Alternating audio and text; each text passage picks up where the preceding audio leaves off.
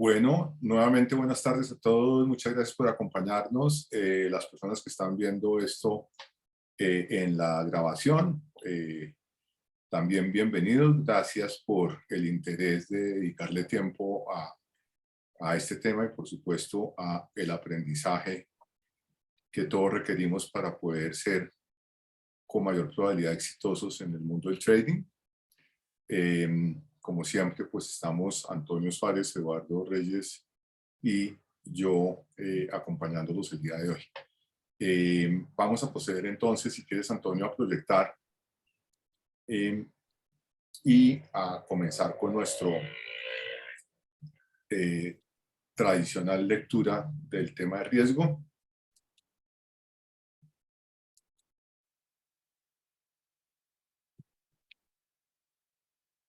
Muy bien, gracias.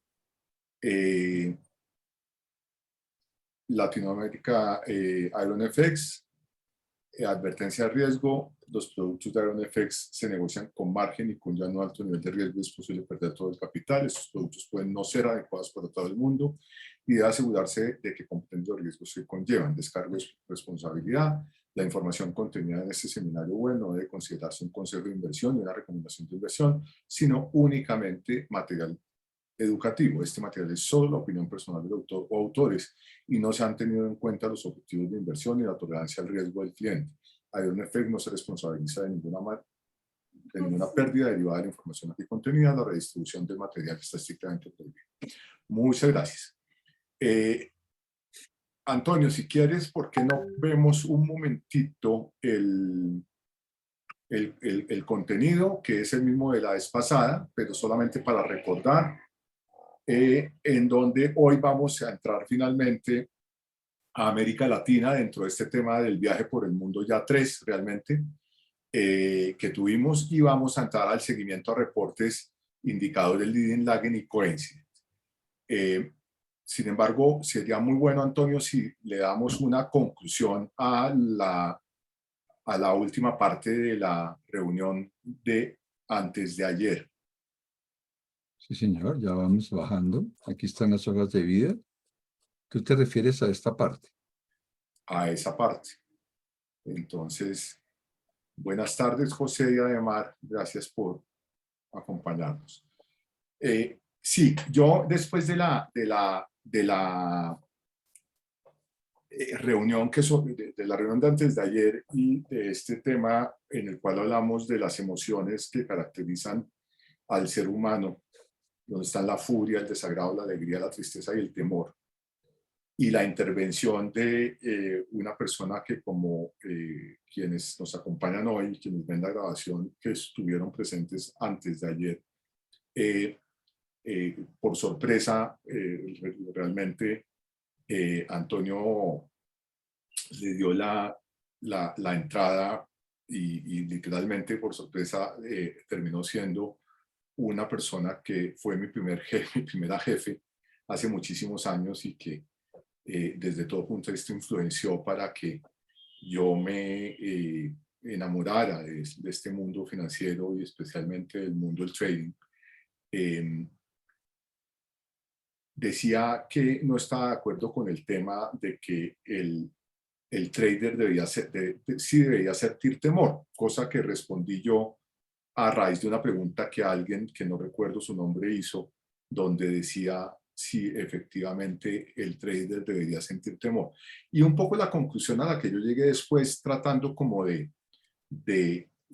repetir esa pregunta y repetir el comentario de Gloria, que decía que no estaba de acuerdo en que el trader debía sentir temor. Mi reflexión es esta, como para dejar este tema cerrado por ahora, porque después lo vamos a recuperar en otro momento. Es que al fin y al cabo uno es un ser humano y uno pues siente furia, desagrado, alegría, tristeza, o tiene estas emociones: temor, tristeza, alegría, desagrado y furia. Y en ese escenario, uno lo que sí tiene que hacer, a mi juicio, es saber que puede en cualquier momento, haciendo trading o no haciéndolo, pero digamos que aquí estamos hablando pues de, por supuesto, del mundo del trading, puedes puede tener estas emociones y cualquiera de ellas o varias al tiempo eventualmente pueden juntarse y dominarlo, la furia con el temor, el desagrado con la furia, el desagrado con el temor, la tristeza y el temor, yo qué sé. Y lo que pienso que sí debe pasar es que uno aprenda a controlar. Ese sería el mensaje. Y que en el momento en que perciba que no tiene control sobre eso, haga una pausa, vaya y respire, lávese la cara o dése una ducha con agua helada o caliente como quiera, reflexione y tranquilícese y mire si efectivamente está en condiciones para tomar decisiones financieras. Ese sería el mensaje realmente. Entonces yo pienso que no es un tema de que uno no pueda sentir una cosa o la otra o que obligatoriamente la deba sentir para hacer un buen trade. Es simplemente que uno es un ser humano, no es una máquina. Y esas situaciones, esas emociones van a estar presentes en unos momentos u otros. Esa sería la reflexión. Porque entiendo, Antonio, que en algún momento vamos a hablar posteriormente, no hoy, de la diferencia entre las emociones, que son estas, y los sentimientos, ¿no? Ujú. Ok, bueno, esa era como la reflexión, como para dejar ese tema por ahora ahí y posteriormente lo recuperaremos. Entonces, ahora sí, vámonos a qué está pasando, como hagamos nuestro resumen de los mercados, y que han pasado muchas cosas en estos 2 días. Esto pasan unas cosas a una velocidad terrible, como ustedes saben, que entre otras cosas son las que dan las oportunidades para hacer trading en diversos activos, los que ustedes escojan. Entonces, cuéntenos, Eddie, si quiere compartir la pantalla usted. Claro ¿Qué, que qué, sí, qué nos ha pasado? claro que sí, Gus. Bueno, vamos a poner acá nuestra plataforma de IronFX y bueno, un poco el mismo sentimiento que arrancó el martes, ¿no? Estamos viendo la probabilidad, una mayor probabilidad de recesión en Estados Unidos. Vemos que China está teniendo una salida de capitales muy importante. El tema del cero COVID y el encierro, pues está afectando la economía de China. Hay una salida de capitales importante allá. Por otro lado, los indicadores en Estados Unidos también nos están mostrando pues, pues algo de recesión y en ese mismo contexto la Reserva Federal está diciendo yo voy a hacer lo que esté a mi mano por frenar la inflación y anclarla de nuevo al 2%. Entonces muchos analistas y el mercado en general dice, bueno, esto pinta como que un empujón al borde de la cornisa de la economía global o qué, porque subir las tasas de interés va a afectar a las empresas, no, va a afectar el consumo, va a afectar la inversión, va a afectar los índices accionarios en una situación pues ya de hecho delicada en donde los países aún no se recuperan, las economías y la economía global aún no se recupera, seguimos con el problema de la guerra Rusia-Ucrania pues con varios países todavía con indicadores débiles. Entonces, pues veamos lo que pasó en el euro. El euro tiene pues un leve rebote y está ahí como anclado cerca de los niveles del 1.05. Todavía pues se mantiene la tendencia bajista, que es la que dibuja esta línea roja. Se mantiene dentro de esta tendencia bajista y pues está como teniendo una corrección de esta caída de 3 jornadas consecutivas muy fuerte. Ahora está pues como en un rebote. Acuérdense que esta parte de acá abajo es una zona de soporte, un piso bien importante que veíamos en clases pasadas que históricamente pues es un mínimo de varias décadas de años. El petróleo Brent esa yo creo que es la noticia del martes a hoy, o sea, ha tenido una caída muy fuerte y precisamente por esa atracción al vacío que causa la recesión. Y es lo que yo pensaría también como economista, la inflación de oferta está muy difícil de bajar porque la oferta sigue contraída. Las cadenas de distribución están totalmente bloqueadas todavía.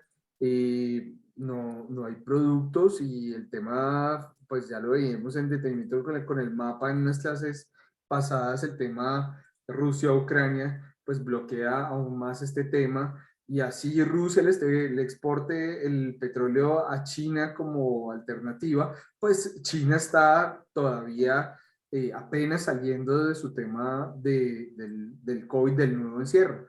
Entonces, no es suficiente esta demanda para poder manejar la oferta y eso es lo que está pasando ahorita, una caída en los precios de las materias primas, de los commodities.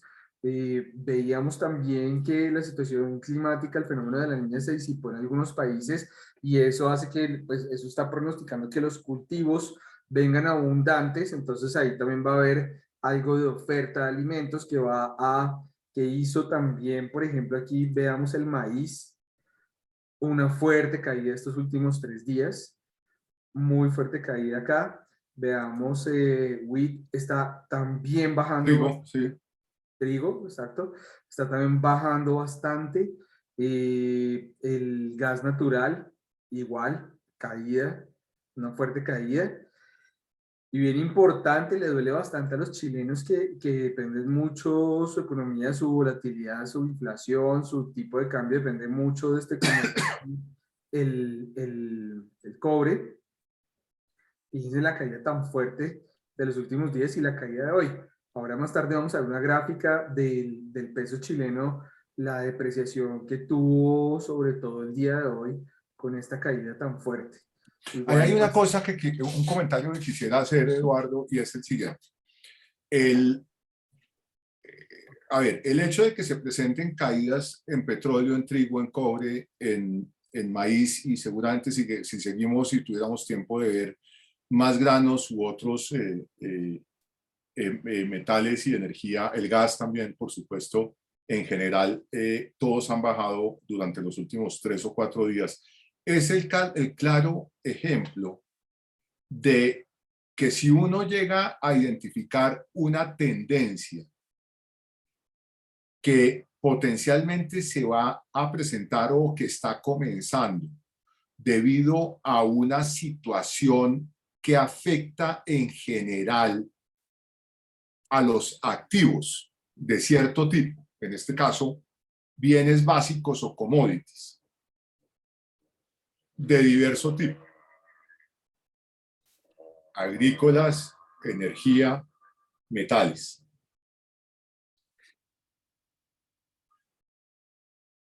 Que efectivamente están afectados estos días, estos 3 días últimos, por la misma situación. Ya Eduardo lo explicaba. Especialmente por el tema del temor a una recesión global que se ha ido magnificando y eso genera pues una baja en la potencial demanda de estos activos. Entonces, cuando uno revisa esto, y creo que ahí está usted trabajando con la gráfica del cobre, pero cuando uno lo revisa todos, uno dice, ok, aquí lo que hay es una situación de carácter, ojo con esto, sistémica. ¿Ok? Y hay la materialización potencialmente o la materialización de un riesgo sistémico. Y es que estos tipos de activos comiencen a descender debido a una situación que se presenta por la gran inflación que hay, por supuesto, y por la reacción del principal banco central del mundo, la Reserva Federal, a esto, más en algunos casos el fenómeno de la niña, la situación de la China, etc. Entonces se conjugan una serie de variables que si usted las identifica, es posible que se pueda, comillas, montar en tendencias, Eddie, como la que tenemos allá al lado derecho, montarse en tendencias, no al final, sino cuando están comenzando. Ahí hay un muy buen ejemplo de eso rápidamente, Eddie, a la derecha en las últimas 5 velas. este es el Brent. Sí, lo sé. En las últimas 5 velas, donde hay una caída inicial que es la vela largota esa, ¿ok? Hasta 110, y después los otros 2 días el mercado tiene unas velas que muestran claramente un mercado indeciso, Eddie, ¿no?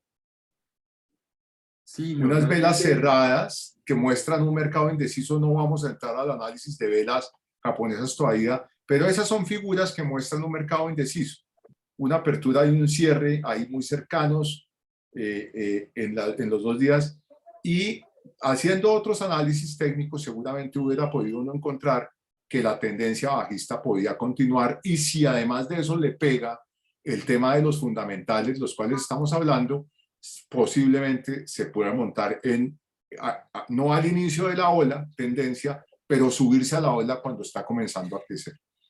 Después la siguiente vela empieza a mostrar ahí un mercado medio indeciso, hay que mirarlo, ¿ok? Porque después de esas grandes caídas o subidas, normalmente los mercados como que repiensan las cosas, pero pienso que es un gran ejemplo de identificar unas variables que le pegan a varios tipos de activos, en este caso los commodities, bienes básicos, y adicionalmente determinar si efectivamente uno se está subiendo cuando está comenzando la tendencia o cuando la tendencia está terminando, que es a donde es complejo subirse y es lo que es difícil de identificar. Pero simplemente para hablar de algunas estrategias iniciales de identificación de tendencias para hacer, en ese caso, por supuesto, irse corto en esos bienes básicos con antelación. No estoy dando una recomendación de hacerlo ahora, no lo sé, para que haya claridad. Estoy tomando tendencias de los últimos 4 días, una tendencia para que ustedes se den cuenta de la importancia del seguimiento de los fundamentales y de los técnicos que veremos en unos webinars. sí, Bueno, de muy bien. acuerdo. Así también como para, como abrebocas a esos temas técnicos, lo que dice Gus es claro en qué momento esta tendencia alcista en el petróleo se rompe. Dice acá, cuando se rompe esta línea de tendencia, fue justo con esta vela blanca muy La fuerte, ruptura cierra por fuertísima, debajo, ajá, correcto. y aquí pues ya se consolida esta nueva tendencia a la baja. ¿Cuándo se acaba la tendencia a la baja? Cuando se rompa la línea de tendencia que viene por encima del gráfico, la línea de tendencia bajista. Listo, Eddie. Con eso Ujú. nos vamos a nuestros temas de hoy, si le parece. Sí, un poco el mercado de acciones, pues, ¿qué hace entonces que los commodities estén cediendo de precio? Pues que le proyecta a uno que la inflación también podría estar cediendo más adelante si esta tendencia de los últimos días se mantiene y los commodities realmente están cediendo. Esa inflación de oferta pues empieza ya a ceder un poco en los precios de los commodities, por ende va a tener una menor inflación. ¿Y qué creerían ustedes que está pasando entonces en este escenario con el mercado de acciones en Estados Unidos antes de que le haga clic aquí este gráfico? Si yo ya creo que Estados Unidos, digamos, no va a presentar ese fenómeno inflacionario tan grande y por ende la Reserva Federal no va a tener que ser tan agresivo en la siguiente reunión con una subida de tasas de 9,75 básicos, sino probablemente de 50 o 25, dependiendo de la situación. ¿Cómo reaccionaría el mercado de acciones? Si quieren participar por el chat, ¿cómo creen que reaccionó ante esto que vimos los últimos 2 días de caída en los precios de los commodities? ¿Los mercados de acciones tenderían a subir o bajar? Vamos a ver quién en el chat nos da alguna respuesta. Y me voy con la primera respuesta que aparezca ahí.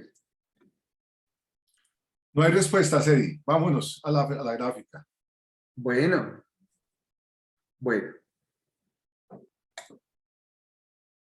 Standard & Poor's 500.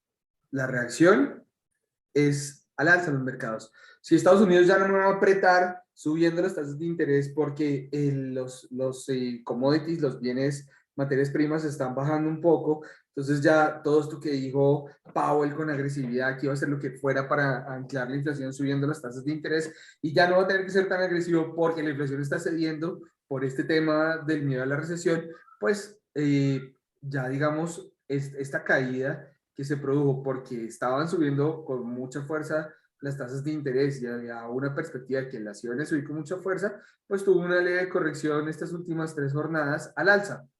El mercado de acciones se recuperó, claro, no se recuperó toda la caída que viene de días atrás, se recuperó tan solo un poco. Pero eso es yo creo que prácticamente el resumen de lo que ha pasado esta semana y después del martes que tuvimos el último webinar en los mercados financieros. Listo, Eddie, muchas gracias, buenísimo. Antonio, si quieres proyectar, por favor, nos vamos al OneNote. Vamos a ver entonces Latinoamérica ya. Nos vamos para Latinoamérica rápidamente, que tiene la ventaja de que casi no está pasando nada, ¿no, Eddie? Entonces, está con mute, Eddie. Está Bien. fuerte el tema en Latinoamérica, no solamente los factores de exógenos o el riesgo sistémico del que usted hablaba de todo lo que está pasando en el mundo, sino problemáticas sociales y políticas fuertes en muchos países. Una ola de gobiernos de izquierda que tienen incertidumbre a los inversionistas, sin hablar de política, bueno o malo, social o no, equitativo o no, pues es un cambio en las reglas que cualquier inversionista dice, uy, pues yo ya no sé si voy a llevarme la planta para Bolivia, para Chile, para Colombia, pues porque no sé si me van a cambiar las reglas, no sé si los salarios van a aumentar 20% y no 5 o 10, no sé si la inversión extranjera directa ahora tenga un mayor impuesto y demás, ¿no? Pues en estos gobiernos. Entonces, ese cambio de reglas nos tiene bastante alborotados en Latinoamérica.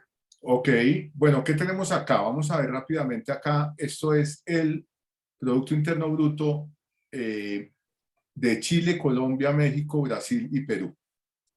Entonces yo pienso que lo que es de notar, como además de eso es casi que una copia, curiosamente, del comportamiento que teníamos por allá hace algunos webinars cuando mostrábamos Estados Unidos,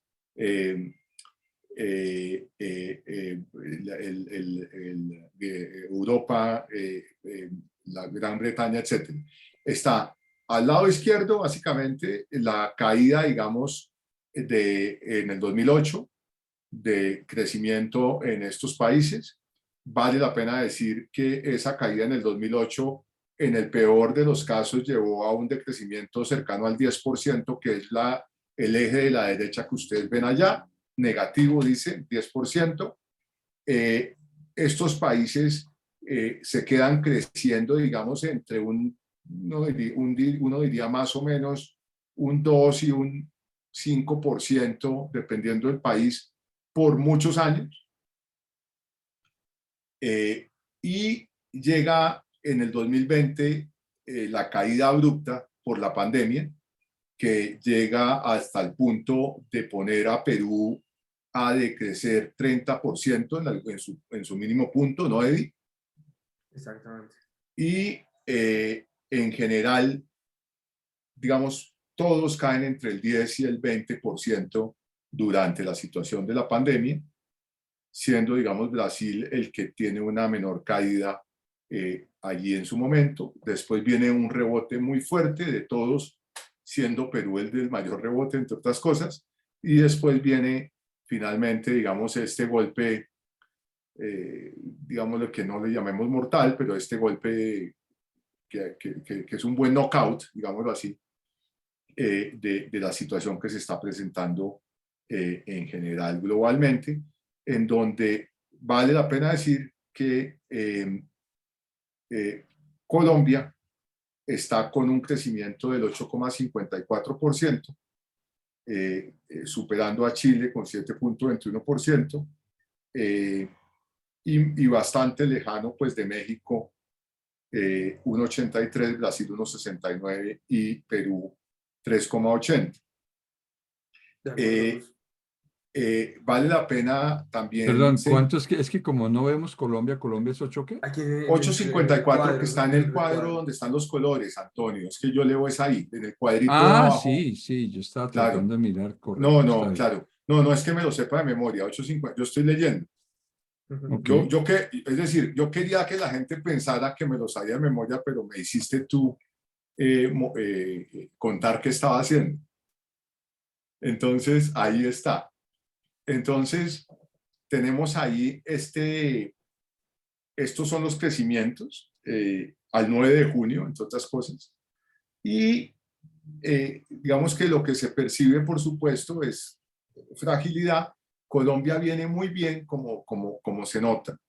De hecho, el crecimiento para Colombia, tanto el Fondo Monetario Internacional como el Banco Mundial lo incrementó para este año, a diferencia de lo que hizo con el mundo y lo que hizo con la región, en donde hay, digamos, una menor expectativa de crecimiento por todo esto que ya sabemos que está pasando. Que me gustaría como anotar algo importante.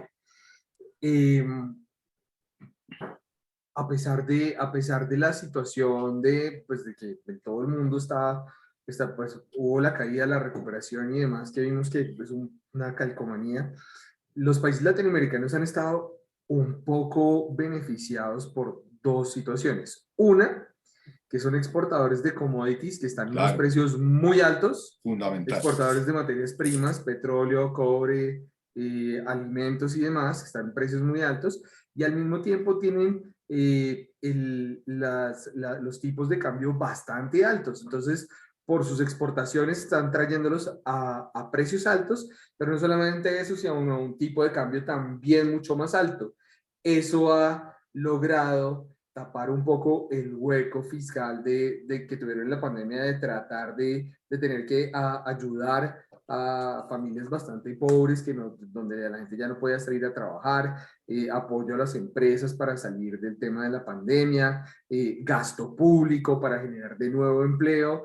Entonces, todos estos son gastos fiscales que dejan unos déficits muy grandes, pero gracias a tener los commodities a precios muy altos y el tipo de cambio bastante alto, se ha logrado entonces tener crecimiento económico y crecimientos económicos no bajos, crecimientos económicos bastante buenos, por encima del 5%, por encima del 3%, pues en estas situaciones es bueno. Vale la pena también agregar, por último, pensaré yo para pasar a la siguiente gráfica ahí, que hablamos de esto entre otras cosas porque uno puede hacer trading con monedas exóticas y dentro de las monedas exóticas, comillas, están regularmente el real brasilero y el peso mexicano en plataformas como esta de MetaTrader 4 IronFX. Entonces, José Reyes nos hace una pregunta al lugar. No, perdón, lo interrumpí, si quiere terminar. no, ya había dicho lo que quería decir, es que uno puede hacer trading con estas monedas exóticas como el peso mexicano, el dólar peso mexicano y el dólar real.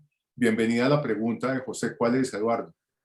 Dice, pero ¿qué es lo que realmente sucede en términos administrativos, gobierno y económicos para que literal y evidentemente el rebote sea en magnitud proporcional a la caída previa? Ahí hay un efecto estadístico, José, que es, digamos que yo siempre estoy comparando año a año el tema de crecimiento. Entonces, si la cantidad de bienes y servicios que producía mi economía se frenó y cayó, ¿sí? Luego yo voy a comparar entonces junio con junio y fíjese que ya se recuperó, pero entonces se recuperó porque estoy comparando junio del 2021 con junio del 2020, donde todo estaba frenado. Entonces, eso hace que el efecto estadístico, como estamos hablando aquí de cambios porcentuales, el efecto de junio del 2020 con junio del 2021 muestre que ya se dio esa recuperación de lo que dio la caída. Entonces, ahí hay un efecto estadístico, evidentemente, pero en términos generales, pues, o sea, sí se está dando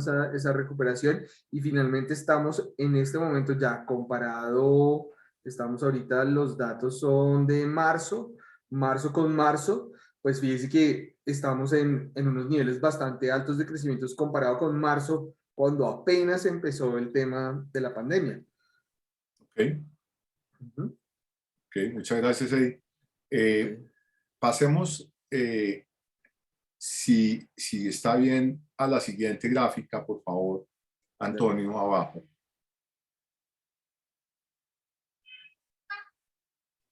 Bien. IPCs, Eddie. Sí, la inflación, Muy similar. fenómeno en todo el mundo. Y la inflación claramente, como lo hablábamos en sesiones anteriores, el impuesto más fuerte o el cobro más fuerte que se le puede hacer a una familia que vive con la canasta básica, ¿sí? De repente, Gustavo tiene un escrito bien importante al respecto, en donde la gente deja de consumir artículos porque ya se salen de su presupuesto. Entonces, ya no veo huevos sobre la mesa, ya no consumen huevos, ya no consumen leche, o sea, sustituyen porque en realidad, pues, la pobreza que se vive en los países, en varios países latinoamericanos, es difícil para una situación donde los precios están subiendo con tanta fuerza. Hay productos básicos de la canasta familiar que subieron un 100% en este periodo inflacionario.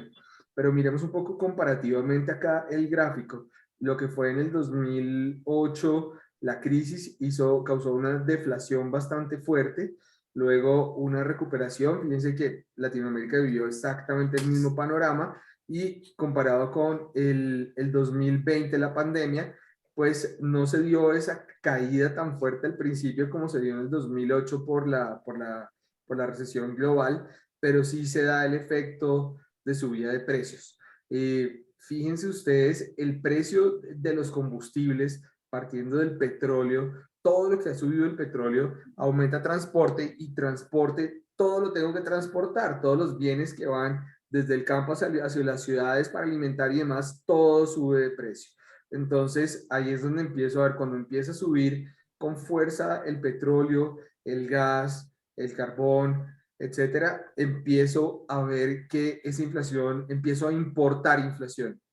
Esos precios de los commodities, pues empiezan a tener mucha fuerza ahí entonces en la inflación. Colombia, igualmente, fíjense aquí, el primero que se dispara es Brasil, por ende es el primero de los que empieza a subir con fuerza las tasas de interés para controlar esa inflación, y de los últimos pudo haber sido Colombia, porque fíjense, es el naranja que está acá abajo. Se demoró un poco más en tener esa inflación.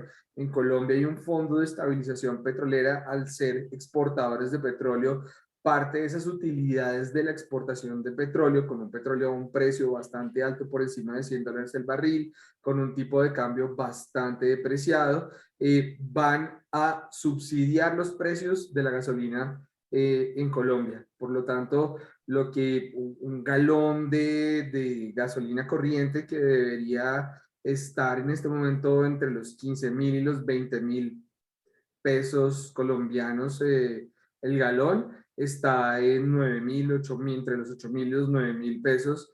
Entonces todavía no se nota ese efecto por el gobierno tener este fondo. Entonces se demora un poco la inflación en llegar, mientras que en otros países de Latinoamérica no existe, pues, este tipo de Mecanismos. de mecanismos, y se nota la inflación, empieza a dispararse mucho, mucho antes. Muy bien, Entonces, pasemos a la siguiente, y yo creo, ok. a ver si llegamos hoy a nuestros indicados de líderes, ¿vale? Sí, estamos de la mano como con esas tres cosas siempre, ¿no? Primero vamos con crecimiento, el crecimiento vemos la inflación, Y ahora vemos las porque tasas de esa, los bancos porque centrales. esa demanda agregada, ya sea por inflación de demanda o inflación de oferta, hace entonces que los bancos centrales empiecen a moverse, Bueno, los ¿sí? bancos centrales todos han reaccionado. Uno dirá que en el mundo, con excepción de China, que vale la pena decir, alguien nos hacía una pregunta ayer interesante en otro foro, y decía, oiga, pero China, ¿por qué parece como más estabilizado? Entonces, cuando uno mira la gráfica, que pues la idea no es ponerla ahora, en términos de PIB, de crecimiento, China crecía en el año tal vez 2010 o algo por el estilo, crecía al 10% anual, y hoy en día crece al 4.6% anual. ¿Ok? Entonces eso, digamos que es bien importante, porque realmente crece, la aceleración del crecimiento del PIB de China ha sido muy grande.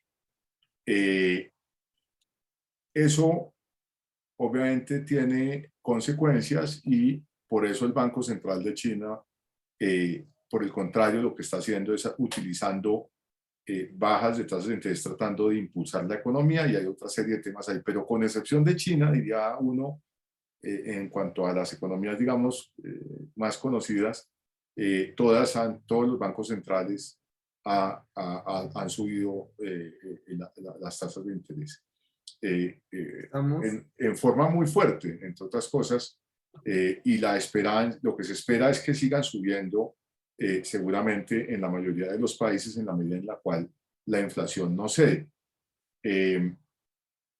Sobre eso, ¿qué más podríamos decir? Porque ya hemos contado un poco del efecto de eso en los bancos comerciales, etcétera. ¿Alguna otra cosa ahí? Yo creo que el tema global es clave mencionarlo acá. Porque, digamos, si yo tuviera una inflación puntual en Colombia, que no se está dando en todo el mundo, y Colombia empieza a subir las tasas de interés, pues lo que haría sería atraer más capitales y que los tipos de cambio estarían apreciándose y no depreciándose de tal forma. Entonces, esta coyuntura es porque la inflación se está dando a nivel global y los países que más flujos mueven en todo el mundo están subiendo las tasas de interés.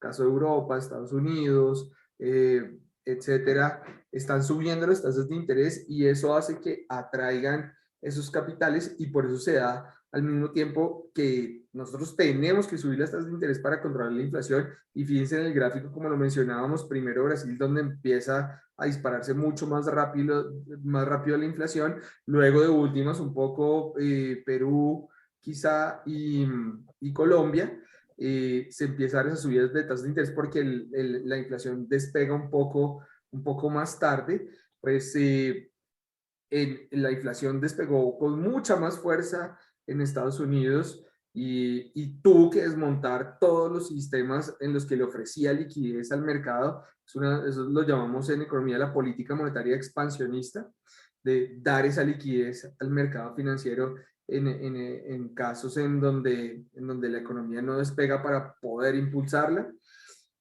Pues se empieza a dar la inflación más fuerte primero en Estados Unidos que en los países latinoamericanos y tienen que subir las tasas primero y los capitales entonces empiezan a irse para allá y eso hace que la gente prefiera tener dólares que pesos mexicanos, colombianos, chilenos, reales o soles.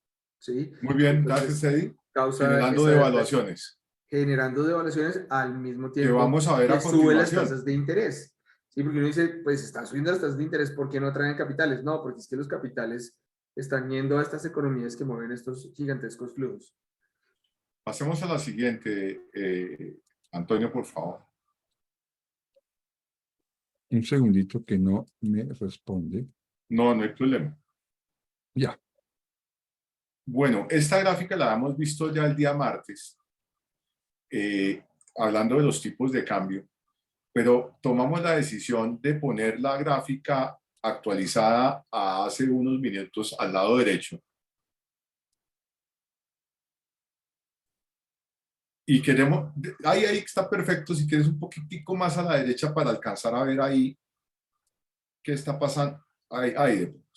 Ok, el tipo de cambio, a ver, Antonio, si quieres, córrela un poquitico hacia que se vea la gráfica anterior, la que vimos el martes pasado, que se vea un poquito.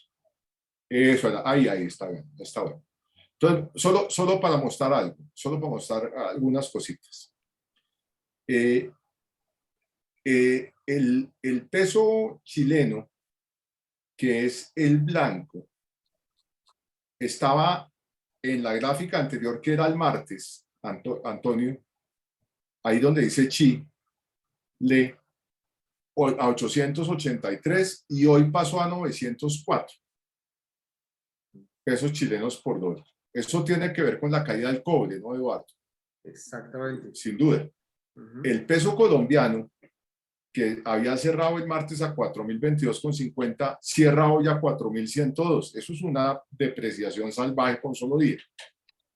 ¿Ok? Y eso pues tiene que ver con varias cosas, entre otras cosas que se está, primero que todo, la caída del petróleo le pega a Colombia fuertemente, así como el cobre le pega a Chile, la caída del petróleo le pega a Colombia, y obviamente está este tema complejísimo de cómo se va de alguna manera digeriendo la llegada por primera vez a partir de agosto 7 de un gobierno de izquierda.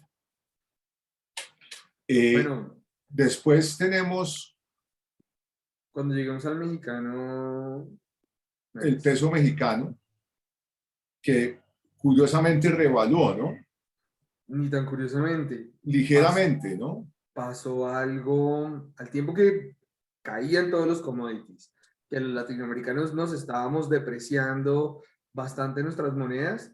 El Banco Central de México decidió subir sus tasas de interés del 7 al 7,75, 75 puntos básicos, y pues lo que mencionó es que va a hacer todo lo posible por contener la inflación. Entonces la subida de tasas genera, Ujú. digamos, una apreciación del peso mexicano por la diferencial de tasas de interés que hablaba ya Eduardo, de hacia dónde se vuelve más atractivo llevar los dineros por parte de los inversionistas. Y después, pues los demás no voy a mostrar la gráfica, está muy a la izquierda, pero en general, digamos, también se han generado devaluaciones adicionales. Entonces, pues tenemos una situación muy compleja en donde además de eso, esto tiene otro contexto, digamos, otra consecuencia que es difícil, y es que cuando los tipos de cambio están altos, pues se empieza los productos importados valen más en moneda local. Y al valer más los productos importados, aquellos países que tienen una importación importante, como es el caso de Colombia, que tiene lo que se llama déficit comercial, importa más de lo que exporta, que sobre eso no hemos hablado, pero después seguramente hablaremos del déficit comercial y de la balanza de pagos y la cuenta corriente y otras cosas de carácter económico. Obviamente lo que pasa es que cuando empiezan a importar a tipos de cambio muy altos, se empieza a generar importación de inflación.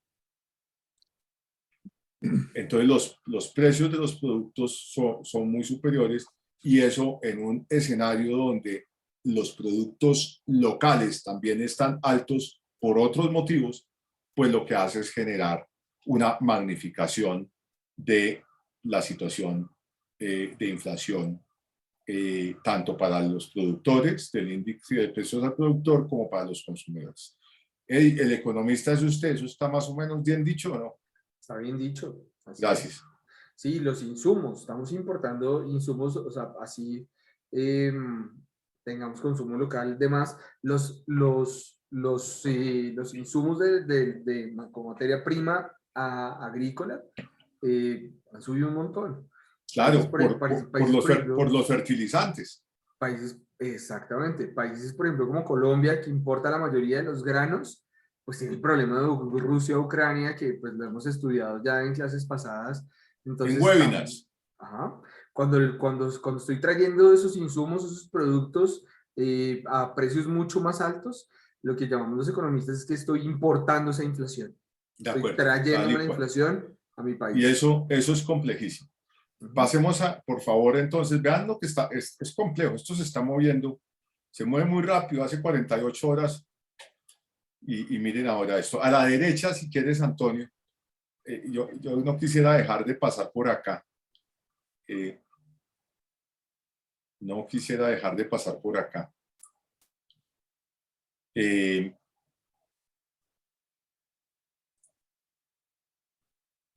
A ver, aquí tenemos una gráfica que se llaman, una cosa que se llaman los CDS o los Credit Default Swaps, ¿ok? A ver, después les vamos a poner la definición porque no alcanzamos a ponerla antes de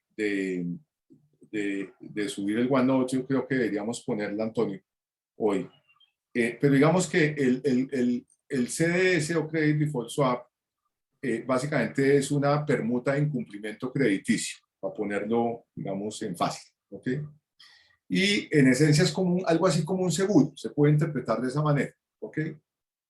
Y en ese seguro, el comprador, digamos, del seguro, comillas, le cede el riesgo a un tercero que sería como la aseguradora.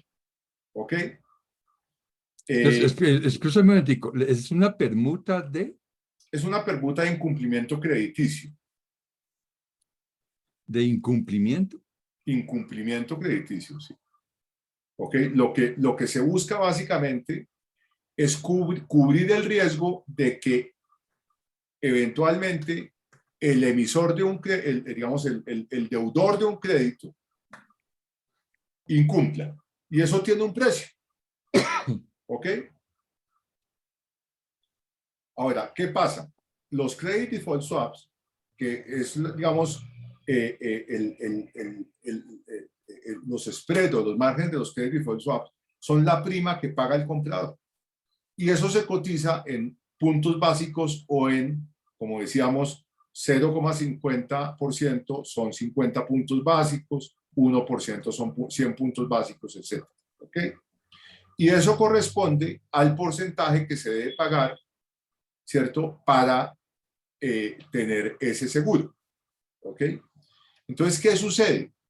Como en esencia es el valor que tiene un seguro contra la probabilidad de que un emisor, como es un país que emite bonos, ¿ok? Tenga lo que se llama una cesación de pagos o un default, ¿ok? O sea, que no pague la deuda, ¿ok? Entonces, en el ejemplo de que yo tenga una deuda emitida por Brasil a 5 años, entonces yo puedo llamar a Eduardo y decirle, oiga, ¿a cómo usted me asegura que si Brasil no me paga, yo tenga la tranquilidad de que voy a recibir mi plata? ¿Ok? Y eso lo lleva a uno a que él me cotice a unos puntos básicos o a un porcentaje. Y me dice, le cobro tanto. Como eso es de esa manera, digamos, podemos hacer una explicación más detallada posteriormente. Entonces, ¿qué sucede? Que el credit default swap, como es, digamos, ese seguro, se entiende que ese seguro, entre menos valga, pues el riesgo de que ese país emisor, en este caso Brasil,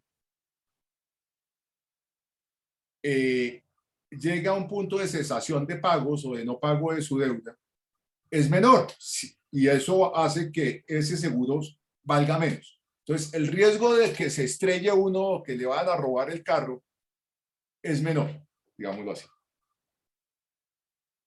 Lo que sucede es que cuando es alto ese valor del seguro, pues eso está reflejando que hay un mayor riesgo, por lo cual Eduardo a mí me va a decir, yo le cobro tanto más de lo que le cobraba antes por cubrirle ese riesgo de la potencial cesación de pagos de Brasil. Eddie, por favor dígame que más o menos entendió. Sí, Ok, sí, bueno, claro. menos mal.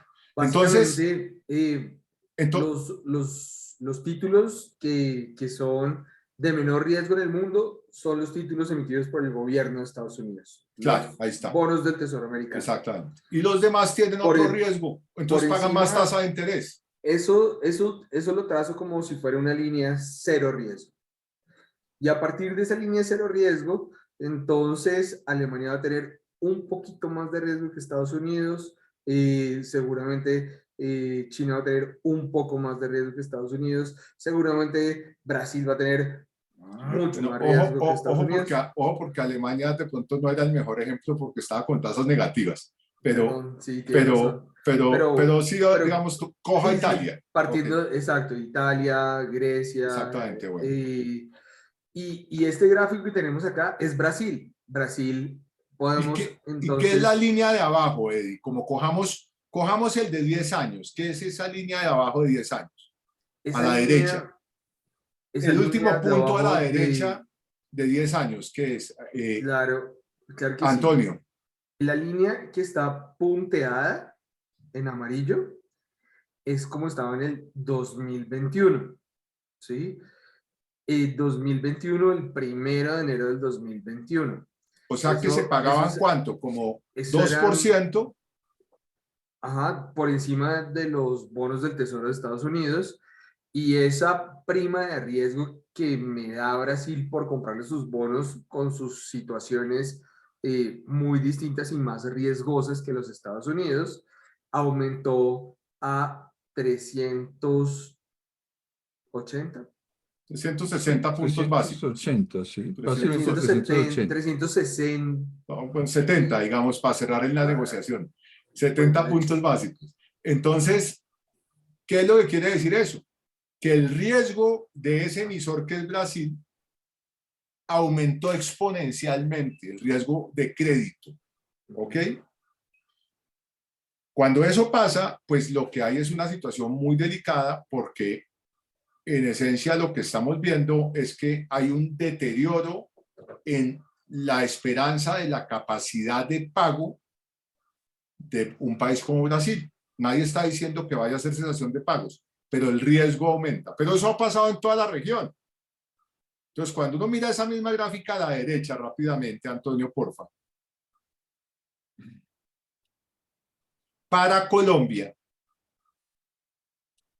ahí hay 3 fechas diferentes, la de más abajo, y vamos a la de 10 años también allá a mano derecha contra el eje derecho. Entonces, hace básicamente en septiembre 30, ese valor de cubrir el riesgo era más o menos 2,30%, digámoslo así. Después, en enero 30 de este año, eso subió a unos 2,70%. Y hoy en día es como 3,60%. Lo cual quiere decir que el riesgo también se ha hecho mayor. ¿Ok? ¿Y por qué es? Por la fragilidad económica, porque potencialmente los déficits fiscales se hacen mayores, porque potencialmente hay gobiernos que en donde se percibe que pueden generar eventualmente fragilidad en cuanto a la inversión extranjera directa, en cuanto a la estabilidad económica del país. Brasil tiene elecciones en octubre, es altamente probable que el señor Lula le venza al señor Bolsonaro, y todas esas cosas van ahí. Entonces, la situación de la región en general es una situación de mayor riesgo geopolítico. Eso se traduce en los precios de las monedas, etcétera, etcétera. 6:57, Eddie, y creo que hasta ahí vamos con América Latina, ¿o no? Sí, importante, digamos, lo que pregunta también, pues lo que menciona más bien José Reyes en el chat. Él nos está hablando de, pues, de que muy importante verle el tema de importación versus exportación. Ese tema, pues, es la balanza comercial y claro que es importante porque tiene dos elementos, ¿no? Uno pensaría, digamos, que Estados Unidos pues, es un país grande, poderoso, gigante y no tiene un déficit comercial tan grande, pero tiene un déficit comercial bastante grande porque a pesar de que, por ejemplo, en el petróleo es el mayor productor de petróleo del mundo, todos se lo comen. Tiene un consumo gigante. En la economía de Estados Unidos el 70% es el consumo, ¿sí? Mientras que por el otro lado, un país como Alemania, su consumo no es tan fuerte, entonces él tiene el mayor superávit comercial en el mundo, ¿sí? Entonces, ese tema del consumo interno no es bueno tener, no es ni bueno ni malo tener un déficit comercial o un superávit comercial para un país, porque realmente puede ser que yo tenga un déficit comercial muy grande, pero es porque tengo una economía muy grande, tengo un consumo muy grande, como en el caso de Estados Unidos. Y en ese caso, pues no me basta con lo que producen mis grandes empresas, entonces también necesito importar. Soy el mayor productor de petróleo del mundo, pero pues me hace falta y tengo que importar un poco más. De acuerdo. ¿Sí? De acuerdo. Ajá, un poco para tocar el tema ahí. Vamos a la izquierda, por favor, Antonio.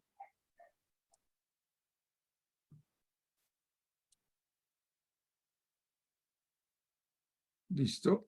La gráfica de abajo. Sí, solo quiero introducir el...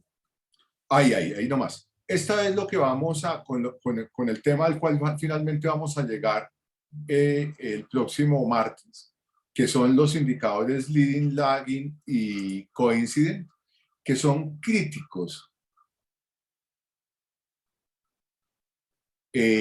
para efectos de entender hacia dónde puede ir una economía desde el punto de vista de crecimiento, por supuesto las tasas de interés, los flujos de capitales, en consecuencia el valor, en este caso el dólar, porque vamos a hablar de estos indicadores para los Estados Unidos. Y siendo las 6:59, antes de cerrar, dice José, buen tema, ¿por qué o cómo es posible que Estados Unidos tenga tanto dinero para donar a otros países si tiene deuda o déficit? José, te has metido con un tema que es de un calibre grandísimo y vamos a comenzar por responder esa pregunta que te agradecería mucho, Antonio, que le tomemos una foto. Ya se la tomé yo, pero ya nos vamos. no, yo pensaría, si quiere, Eddie, que paremos ahí y arrancamos la próxima vez por este tema, porque ese es un tema crítico que sería bueno de pronto darle una vueltica con calma y poderlo explicar en detalle. Es una muy buena pregunta. Solamente para mencionar, digamos, hay dos tipos de déficit. El déficit comercial, que son las exportaciones menos las importaciones, pero hay otro que es el déficit fiscal, que es lo que yo gasto versus lo que yo recibo. ¿Sí? Entonces hay que diferenciar entre esos dos para no llegar a confundir que Estados Unidos puede tener un superávit comercial, un déficit comercial, y seguramente tiene un superávit fiscal, pero un déficit comercial. Bueno, por ahí va la cosa, ¿no? Por ahí va la cosa. Perfecto, Eddie. Entonces, ya tenemos la pregunta aquí proyectada. Con eso comenzamos el próximo martes respondiéndola un poquito más detalladamente. ¿Hay alguna otra pregunta que alguien quiera hacer? Dice, pero el tema de la problemática ZB, dice, el tema de la problemática del déficit comercial es el impacto sobre el tipo de cambio. ¿No? Ok, sí, tiene un impacto sobre el tipo de cambio, tanto el déficit comercial como muchas otras razones. Entonces, tomémosle también foto ahí para dejar esa conversación, porque si no, hoy nos podemos extender con esas dos preguntas con facilidad hasta las 7:15, 7:20.